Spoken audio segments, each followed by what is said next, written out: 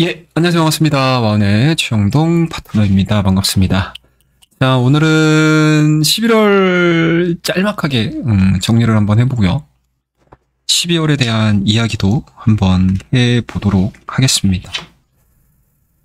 자, 일단은 국내 증시의 흐름은 너무 안 좋습니다. 5개월 연속 월봉 기준으로 음봉으로 마무리가 된 상황들이기 때문에 생각보다 긴 기간 동안 월봉의 흐름이 좋지가 않죠.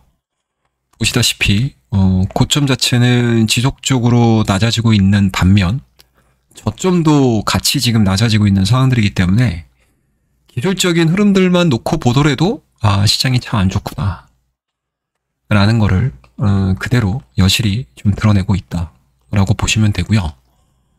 이러한 부분들이 대외적인 부분들도 있겠지만 최근 들어서는 그러니까 대내적인 요인들까지 시장에서 이야기가 흘러나오고 있는 상황들이기 때문에 안팎으로 좀 쉽지 않은, 그리고 우리가 풀어야 될 숙제들이 너무나 산적해 있는 상황이라고 보시면 좋을 것 같습니다. 일단은 뭐 기본적으로는 취임 전부터 트럼프 당선인이 뭐 글로벌 경제라든지 그리고 뭐 증시를 대표하는 이제 금융시장에 큰 영향력을 행사를 하고 있다라고 볼 수 있겠죠. 그에 따라서 미국을 제외한 많은 국가들의 증시가 공포심리에 취해 있다라고 볼 수 있고요. 이러한 부분들에 대해서 좀 적극적으로 대응을 하는 정부들이 이제 하나둘씩 계속 나오고 있다라고 볼 수 있을 것 같은데, 뭐 예를 들어서 보면은 이제 우리나라 같은 경우는 이제 금리 인하를 단행을 했죠. 시장의 예상과는 다르게 11월 금통위에서도 2개월 연속 25bp 금리 인하를 했습니다. 그래서 기준금리가 3.25에서 3.0으로 결정이 됐고요. 다만 이러한 이제 정책 결정의 우선순위 자체가 이제 가계부채죠. 그러니까 민간 소비 그리고 부동산 가격에 대한 방어라고 해야 될까? 뭐 이러한 부분들로 이어지면서 25bp를 일환했음에도 불구하고 추가 금리 인하 가능성도 열어뒀다라는 점. 그죠? 그리고 이제 가까운 일본으로 보게 되면 일단은 뭐 추경 예산안 통과를 목표로 임시국회가 소위시 됐다라는 거죠. 그에 따라서 이제 39조엔 규모에 대응하기 위해서, 고물가에 대응하기 위해서 보조금 지급 등을 목표로 하고 있는 상황들이기 때문에 실상 뭐 중국도 마찬가지겠죠. 물론 이제 중국은 이제 구체적인 경기 부양책이 아직 나오고 있지 않는 상황이지만 여전히 트럼프 정책에 따라서 대응할 가능성이 높기 때문에 그러니까 준비 요이 땅 하고 있다라고 볼 수 있을 것 같습니다. 그와 더불어서 이제 유론존 같은 경우는 이제 ECB 금리 인하 기대에도 불구하고 재정 긴축 경기 회복에 대해서 부담감을 상당히 좀 많이 느끼고 있는 상황들이기 때문에 아직까지 뭐 결정적인 내용들은 나오고 있지는 않습니다. 하지만 지금과 같은 상황이 전개된다라고 하게 되면 멀지 않아 유로존도 금리 인하 기조에 좀 동참하지 않겠나라고 생각을 하고 있습니다. 그러니까 그만큼 쉽지 않다라는 얘기예요. 예, 전체적으로 놓고 봤었을 때. 자, 그러면은 왜 국내 증시가 유독 더 빠지느냐를 생각을 하셔야 될 것 같은데, 일단은 뭐 기본적으로 경기 침체에 대한 시장 우려라고 보시면 되겠죠. 그와 더불어서 앞서서도 언급을 좀 드리긴 했지만 우리나라가 금통위에서 우리나라 이제 중앙은행이죠. 예. 한국은행에서 지금 2개월 연속 금리 인하를 했고요. 그리고 시장에서 예상하지 못했던 금리 인하가 이제 11월 달에 나온 상황들인데, 이 부분들이 뭐 경기가 좋을 때는 깜짝 인하를 한다라고 하게 되면 뭐 더 좋은 방향으로 갈 수 있겠죠. 근데 지금 같은 경우는 어떻게 보면은 내년도가 어떻게 그려질지 모르는 상황에서 금리 인하를 했다? 선제적으로 금리 인하를 했다라는 부분들에 대해서 긍정적으로 평가를 내리는 것이 아니고 그 정도로 어려운 거야? 라는 쪽으로 더 안 좋은 상황으로 시장에서 이해를 하기 시작을 한 거죠. 그리고 인하를 하자마자 외신을 통해서도 너무 갑작스러운데 좀 의아해하는, 그리고 경기 불확실성에 대해서 약간은 좀 의구심을 가지는 기조의 기사들을 좀 쏟아내다 보니까 외국인들 같은 경우도 한 차선이 날 수밖에 없죠. 아무래도 지금과 같이 달러 인덱스가 굉장히 강해지는 시장에서 금리 인하를 시켜버리게 되면 수출주 입장에서는 뭐 좋을 수는 있겠지만 실질적으로 외국인들이 국내 증시로 들어올 수 있는 뭔가 관문 하나가 더 생겨버린 상황들이기 때문에 일단은 이 소식들이 전해지면서 외국인들에 대한 탈한국은 조금 더 강화된 분위기가 진행이 되고 있다라고 보시면 좋을 것 같고요. 그와 더불어서 실물 경제 지표들도 보시면 아시겠지만 뭐 고용이라든지 생산, 소비, 투자 이러한 부분들이 지속적으로 지금 지표가 좋게 나오는 상황들은 아닙니다. 그에 따라서 뭐 상고와 저가 좀 더 뚜렷하게 좀 나오고 있는 상황들이고 대외 불확실성이 이어지면서 내수 경기 불황도 이어지고 있는 그러한 상황들입니다. 그래서 이러한 부분들을 어떠한 형태로 뭔가 이제 타개할 수 있을까에 대한 시장에서는 불안감을 좀 느끼고 있는 상황들이기 때문에 지속적인 변동성과 지속적인 약세가 진행이 되고 있는 게 11월 달 국내 증시의 좀 특징이었고요. 그리고 금리나 더불어서 한은의 코멘트를 좀 보시게 되면 우리나라 이제 성장률 자체를 하향 조정을 좀 시켰죠. 뭐 그에 따라서 쉽지 않은 상황들을 정부기관에서도 인정을 한 상황들이기 때문에 일단은 시장에서는 뭐 긍정적인 반응보다는 약간은 좀 조심스러운 반응이 나와줬다라고 볼 수가 있을 것 같습니다. 그러면은 이런 상황 속에서 해외 지표는 어떻게 움직일지 좀 지켜볼게요.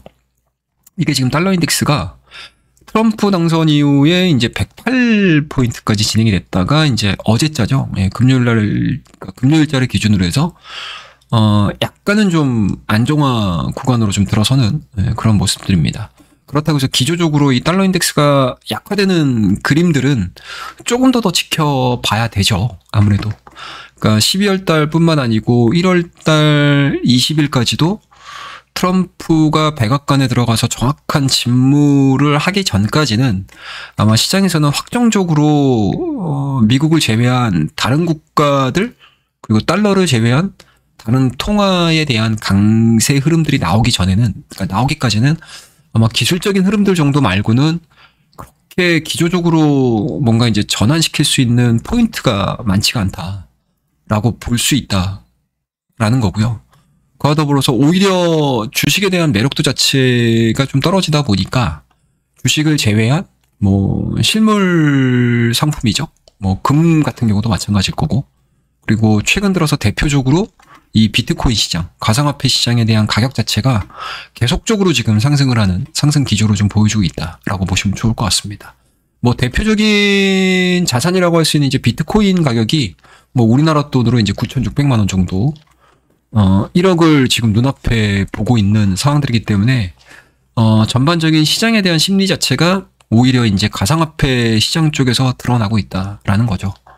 아무래도 이제 이러한 부분들 역시도 이제 트럼프 정책 중에 하나라고 할 수 있는 이 가상화폐 시장에 대한 뭐 법적인 제재 부분들의 약화 그리고 뭐 제도화도 기대를 해볼 수가 있는 거고요. 그리고 트럼프 역시도 비트코인 시장, 가상화폐 시장에 대해서 긍정적인 정책들을 내보낼 가능성이 높다 보니 이러한 부분들이 조금 더 비트코인 쪽으로 좀 흘러 들어가는 그런 흐름들을 좀 보여주고 있습니다. 뭐 국내 입장에서는 뭐 그렇게 좋은 스토리는 아니죠, 사실상. 우리나라가 지금 양시장 통틀어서 지금 7조 수준의 거래 대금을 보여주고 있는 상황들이니까 기존 대비해서 여전히 좀 낮은 거래 대금 그리고 뭐 외국인들도 들어오지 못하는 상황, 기관들 역시도 연기금을 제외한 매수세보다는 오히려 변동성을 활용한 트레이딩에 집중을 하고 있는 상황들이기 때문에 수급적인 부분들에 있어서는 좀 부정적인 요소 중에 하나가 아닐까라고 생각을 하고 있습니다. 자, 그렇다고 되면은 12월 달에 우리가 이제 어떠한 스토리를 가지고 접근을 할 것인가라는 부분들인데 일단은 굉장히 좀 답답하죠, 국내 증시가. 그죠? 그리고 이제 코스피 기준으로는 여전히 기술적인 부분들로 놓고 봤었을 때 트럼프 당선과 관련해서 두 번의 급락세가 좀 진행이 됐었거든요. 그렇다고 되면은 최근에 보여줬던 저점 2,400포인트를 기준으로 해서 아마 시장에서는 지지력 리스트를 할 가능성이 상당히 높아졌다라고 보는 거고요. 만약에 2400선을 하향 이탈시킨다라고 하게 되면 아마 그 2400선을 지지 못할 만한 시장에서에 대한 분명히 리스크 요인이 더 추가가 될 거예요. 그럴 때는 또 다른 시나리오가 필요할 가능성이 상당히 높다라고 보는 거고요. 그리고 국내 주요 산업이라고 할 수 있는 반도체, 그리고 뭐 2차 전지, 뭐 자동차, 이러한 섹터군들이 어떻게 보면은 우리나라 증시에 가장 많은 비중을 차지하고 있고 시총 비중도 높죠.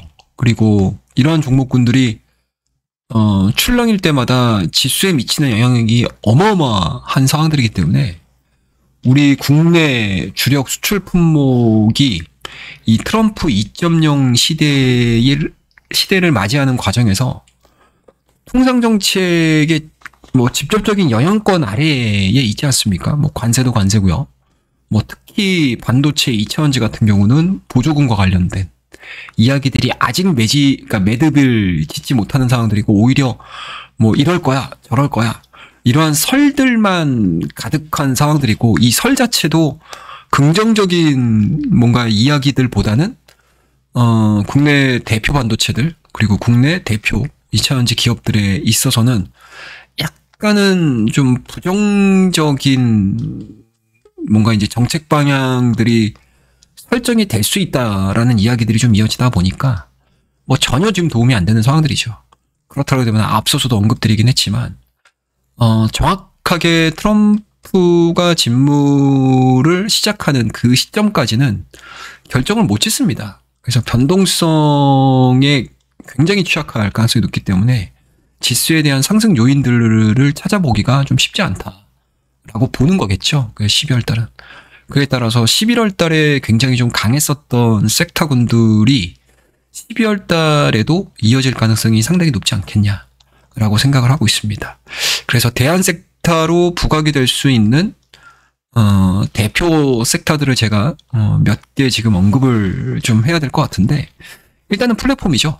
뭐 네이버나 카카오 뭐 이런 종목군들이 우리나라 대표 플랫폼이라고 보시면 좋을 것 같은데 그러니까 성장성에 기인했다라기보다는 가격적인 메리트 그리고 내수 성격 그리고 네이버 같은 경우는 AI 시대에 대한 뭔가 청사진들을 계속 그려주고 있는 상황들이기 때문에 이러한 이제 다른 섹터군들 대비해서 시장에 안정감을 줄 수 있는 거죠. 투자자들에게 안정감을 줄 수 있는 상황.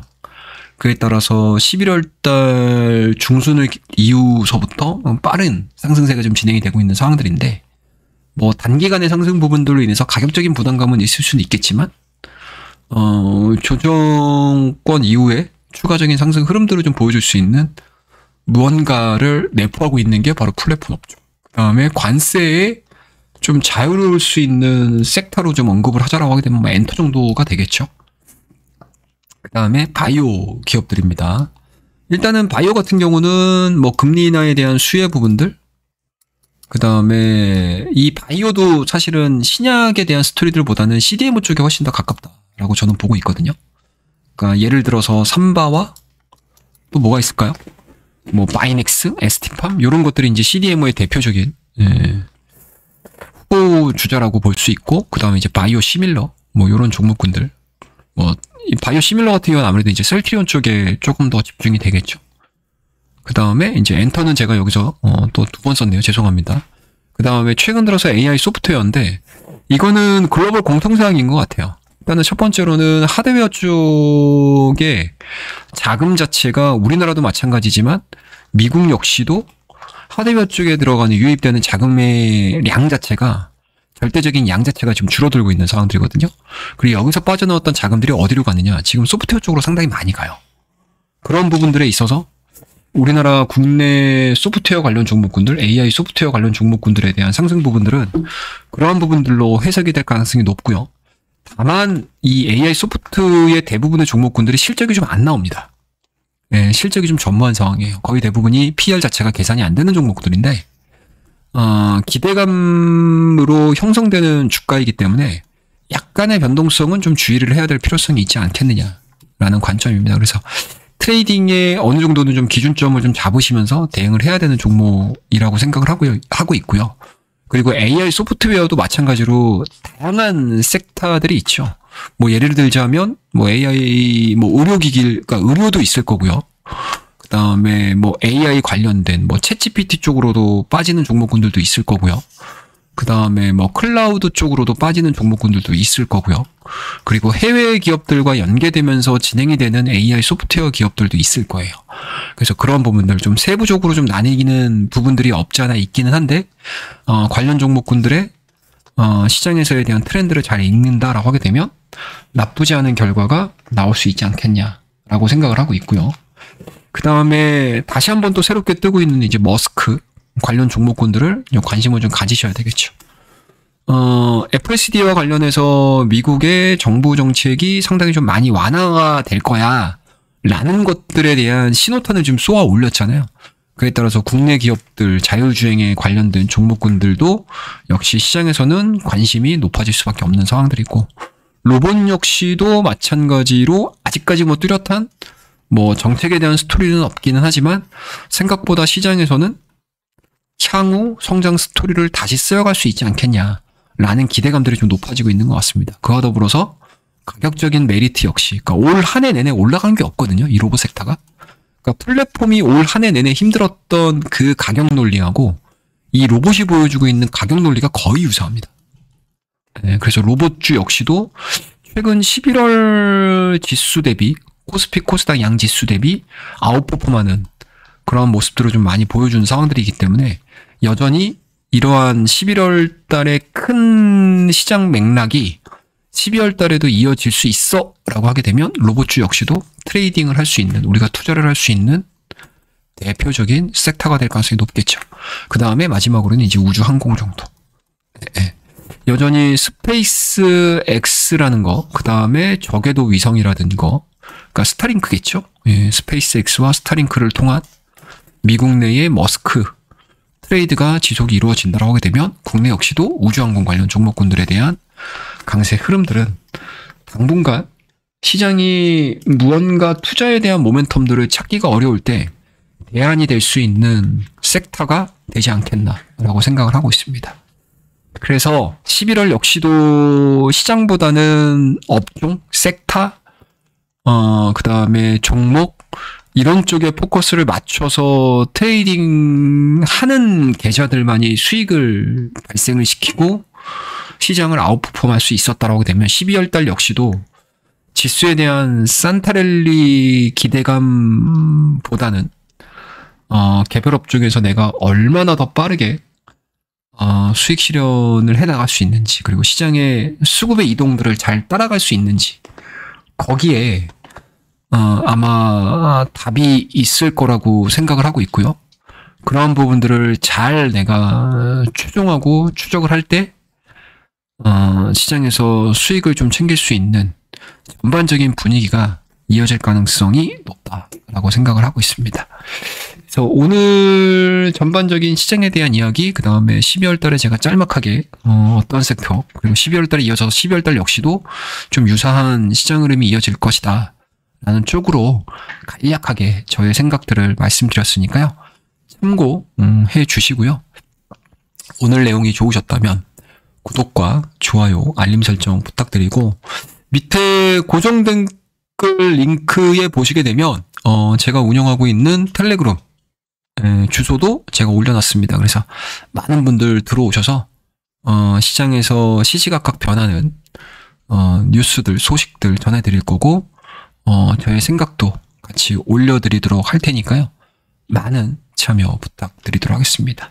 자, 그러면 오늘 이야기는 이 정도에서 마무리하고요. 다음 시간에 더 좋은 이야기들을 가지고 또 찾아뵙도록 하겠습니다. 감사합니다.